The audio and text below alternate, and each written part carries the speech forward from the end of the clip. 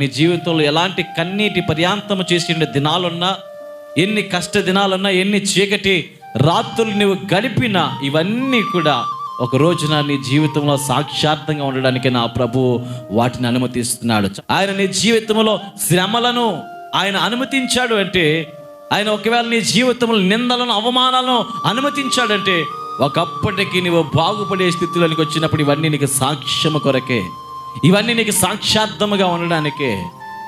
ఇవన్నీ సేవా అనుభవం కలిగిన దైవజనులు అడిగినప్పుడు చెప్తూ ఉంటారు చాలా మందిని, మేము ప్రారంభ దినాల్లో చాలా కష్టం పడ్డాం, చాలా శ్రమలు అనుభవించాం, చాలా నిందల పాలయ్యాం, దేవుని కొరకు చావైన రేవైన ఆయన కొరకు మేము బ్రతకాలనుకుని నిలవబడినప్పుడు మా ప్రభువు మా కొరకు గొప్ప కార్యాలు చేశారు. మమ్మల్ని బండ మీద నిలవబెట్టాడు, స్థిరమైన పునాదిగా మమ్మల్ని ఆయన తన సన్నిధిని బట్టి నిలవబెట్టాడు. ఈరోజు మేము జనములకు ఆశీర్వాదకరంగా జీవిస్తున్నామని చెప్పి దైవజనులు